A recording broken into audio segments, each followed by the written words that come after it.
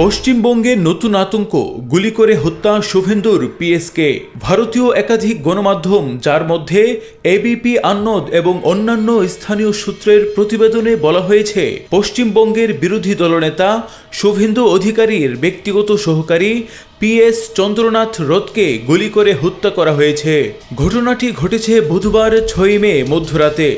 Report অনুযায়ী গাড়িতে থাকা অবস্থায় চন্দ্রনাথ রথকে লক্ষ্য করে হামলাকারীরা গুলি চালায়। গুলিটি গাড়ির কাঁচ ভেদ করে তার বুকে লাগে। প্রাথমিক তথ্য অনুযায়ী তার বুকে অন্তত 2টি গুলি লাগে এবং ঘটনাস্থলেই তিনি মারা যান বলে হাসপাতালের চিকিৎসকরা নিশ্চিত করেন। এক চিকিৎসক লাইভ ব্রিফিংয়ে জানান, তার বুকের বাম দিকে গুলি লাগে এবং তিনি ঘটনাস্থলেই মারা যান।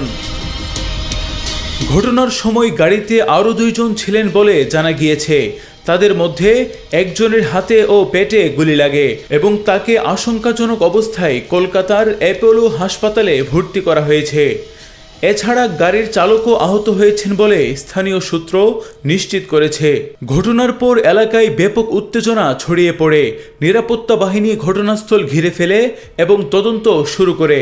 তবে এখনো পর্যন্ত হামলাকারীদের পরিচয় বা হামলার সুনির্দিষ্ট কারণ আনুষ্ঠানিকভাবে প্রকাশ করা হয়নি। ভারতীয় গণমাধ্যমগুলোর একাধিক প্রতিবেদনে বলা হচ্ছে, এটি একটি পরিকল্পিত হামলা হতে পারে। তবে পুলিশ এখনই কোনো রাজনৈতিক উদ্দেশ্য নিশ্চিত করেনি। রাজনৈতিক বিশ্লেষকদের মতে এই ধরনের ঘটনা পশ্চিমবঙ্গের রাজনৈতিক পরিবেশে নতুন করে উত্তেজনা সৃষ্টি করতে পারে, বিশেষ করে যখন রাজ্য জুড়ে রাজনৈতিক সংঘর্ষের ইতিহাস রয়েছে। এদিকে বিরোধী দলনেতা শুভেন্দু অধিকারীর ঘনিষ্ঠ সহকারীর ওপর এই হামলাকে কেন্দ্র করে রাজনৈতিক মহলে নিন্দার ঝড় উঠেছে। তবে এখনো পর্যন্ত তার পক্ষ থেকে আনুষ্ঠানিক বড় কোনো বিবৃতি পাওয়া যায়নি। উল্লেখ্য, পশ্চিমবঙ্গে সাম্প্রতিক সময়ে রাজনৈতিক সহিংসতার অভিযোগ নিয়ে একাধিক বিতর্ক রয়েছে। ফলে এই ঘটনার পর আইন শৃঙ্খলা পরিস্থিতি নিয়ে নতুন করে প্রশ্ন উঠতে শুরু করেছে।